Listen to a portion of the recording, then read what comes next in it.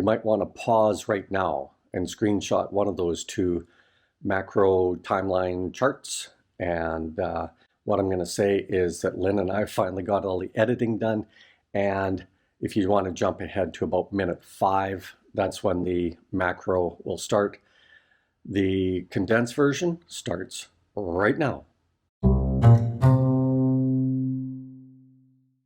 Okay guys, as Lynn continues to get ready here, I want to go through quickly before I throw the chart up on the screen that the first 2 weeks were really a wash.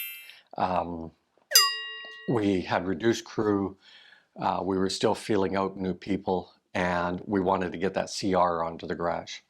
So let's dive right into it right away here. So where I have week 0 on the chart, that was us getting the electrical ready and stuff. So that was all permitting, no guys on site. And in week 1, all we were doing was digging a few holes up front and trying to get the crew in mode and just keeping them a little bit busy until we were up to full crew. Now on week 1, again, we're still at a partial crew, but some of the guys are going to start digging in the foundation for the CR. All right. Okay. By the end of week 2, on day 5, remember working a 6-day work week, we started to dig the foundation. So that was all just basic digging, very basic layout with some cocoa lumber laying on the ground and stuff like that. And if you watch that first video, you'll know that I said, oh my God, how much cocoa lumber we got into this place. Yeah. And made some quip about Lynn selling the cocoa at 10 centavos on the peso. Okay, skipping ahead to, so the foundation has started, guys.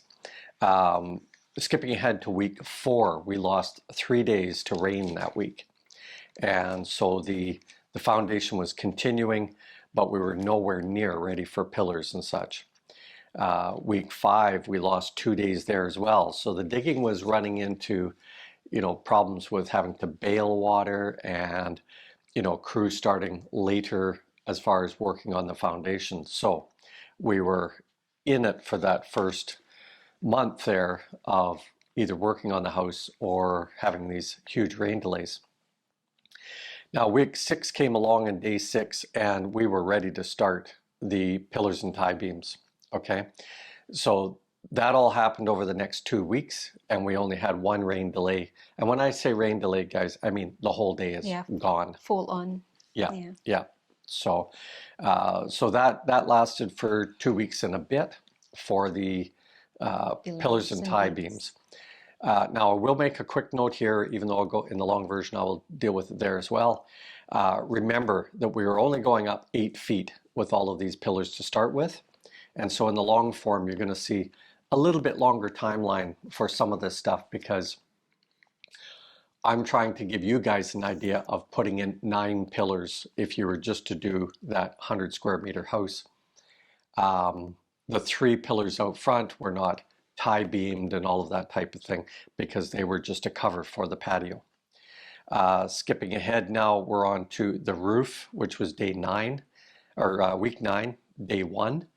Now the roof was starting. The guys had to vacate the area because welding was going to be happening and such. So they were on to working on other projects until we could start and pour that slab, etc. So the AAC started on week 11 and we received the AAC on week 11 at the beginning, Monday. And so that meant that we had the whole weekend curing, weekend being Sunday and Monday before we started. And by the time we really got into full gear on Tuesday, it was, a third of the day was gone. And so that takes us up right to week 13. We had Christmas and then we had New Year on week 14. So we lost almost a week there in many ways. The AAC wasn't that long a project, guys.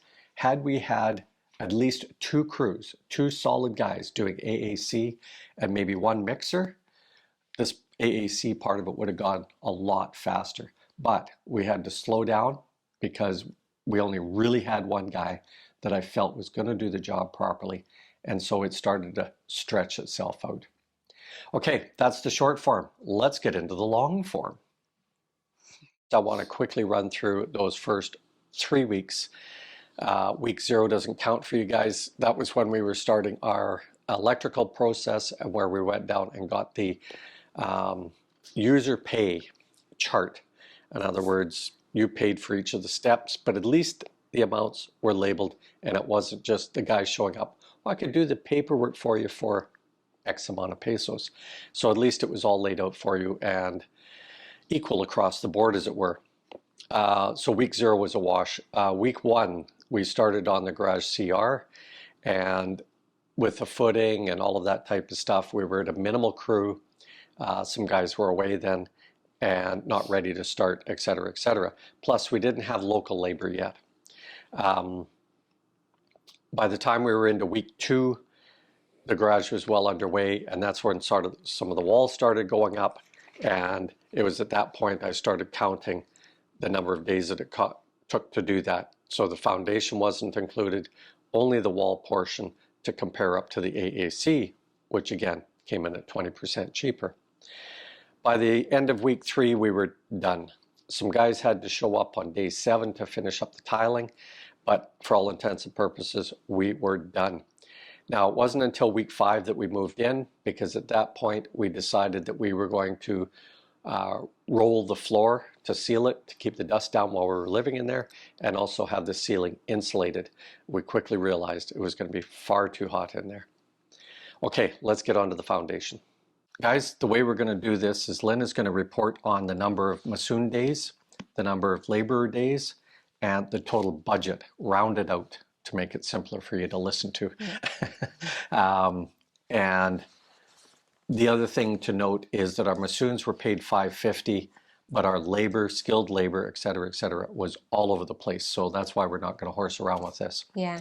The way you budget, the way you pay, that will be different.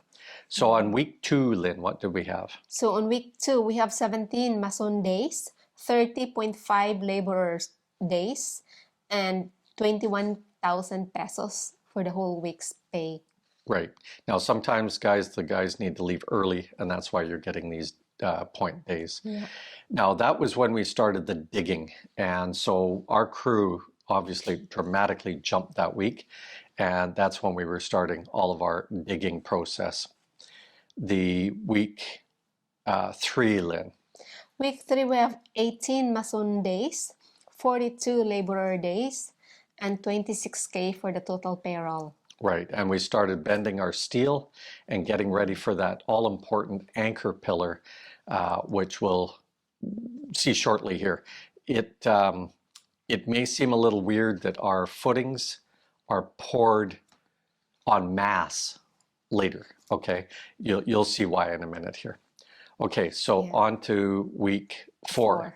So we have, on week 4, we have 11.5 Mason days, 21 laborer days, and we only pay 13,000 pesos for that. Right.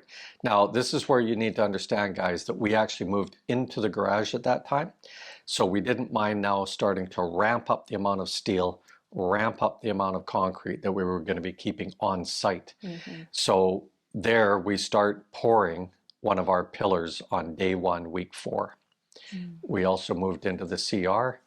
The digging was almost complete for the entire perimeter, and so they were checking their placements and getting more and more, a lot of cocoa lumber involved at this point. As we reported earlier, it was almost 50,000 pesos. Week 5. Yeah, week 5, we have 10.5 Mason days, 19 laborer days, and we paid 8,000 pesos for the whole week. Right. So now we're starting to pour the footings. We are en masse, we're starting to pour the pillars. Now remember, guys, we only have 4 jigs. We're only going up 8 feet, not the total height of the house. Yeah. Week 6. Week 6, we have 17.5 Mason days and 34 laborer days, which we paid 22,000 pesos. Right. Now, as the digging was finished, again, we're continuing along with our pouring of our footings. All of our pillars are now up to the 8-foot mark. one sheet of plywood basically, and the pony walls are starting, as well as a couple of the upper tie beams on the outside are now being poured Yeah. at the end of that week. Okay, week So 7. we are in week 7 now. We have 12.5 days of mason, 38.5 days for laborers, and we paid 20,000 pesos for that. And we had a full rain delay there as well. Yes. And to go back on the rain delays, sometimes we had half-day rain delays. That's why some of these budget numbers may look a little bit weird.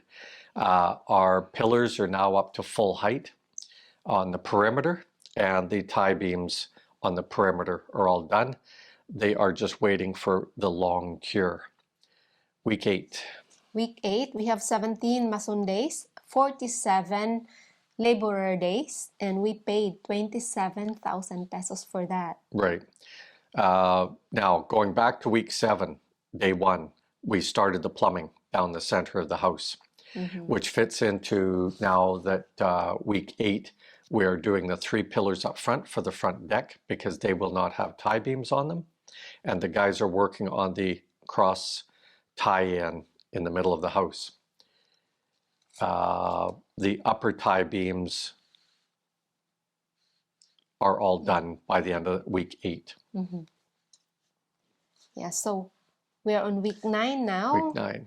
We have 18 mason days and 27 laborer days, which paid us 20,000, which we paid 20,000 pesos. Right.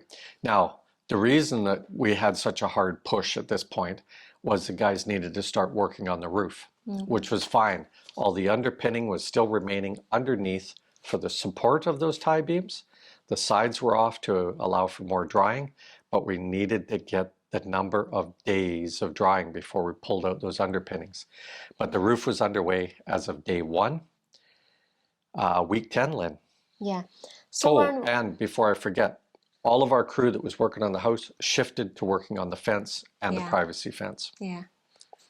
So we are in week 10. We have 11 mason days and we have 32.5 of laborer days, which paid, we gave 19,000 pesos for that whole week of payroll. So again, remember, we're shifting our labor around, and it's not related to the house build at all, but it is related to the property. The slab is poured this week. This is week 10, yes? Yeah. Yeah. So the slab is poured at the end of this week. Yeah, so we are now on week 11, which we have 15 mason days and 27 laborer days, which cost us 19,000 pesos as well. And that's week 11 now? Yes. Yeah. So week 11, the roof is tacked down, guys. Enough that we can now receive or start our AAC. Yay! The slab has already gone down on week 10 at the very end of the week. And so the roof is tacked enough and the guys just continue on with the roof. Yeah. Week 12. So in week 12, we have 18 mason days and 30 laborer days, which cost us 22,000 pesos. Yeah, now we're still into the AAC, guys. Most of the guys have shifted off of almost all work, but as the AAC is happening, all the laborers are starting to move black soil. And we wanted to get as far ahead on the AAC as we could because week 13 is Christmas. So on week 13, we have 11 mason days, 17 laborer days, which cost us 13,000 pesos. Right. So we had 2 days lost to Christmas there. Yeah. Not a problem. And we had a shortened day there as well, as we gave away some rice and spaghetti with sweet sauce. New Year week. 2 lost days again. Yeah, New Year. They're drunk. So we have, so we have 10 mason days on the week 14, which is New Year, and 20 laborer days. And it cost us 14,000 pesos for the whole week of pay. Yeah, now week 15 was very similar, guys. It was at this point we discovered that a couple of these laborers were better masseons than they were letting on. And so we used that skill set to start working on the putty layer. And had we found out that just, I mean, even a mere 2 weeks earlier, we would have probably filtered a couple of those guys quickly and Yeah. moved them on to working with AAC, because we got down to one guy working on the AAC. Mm-hmm. The other bangers, the other two Masoon bangers, they want concrete. They want big slab stuff in between each of their blocks and It's stuff. very costly on our part. Yeah, yeah.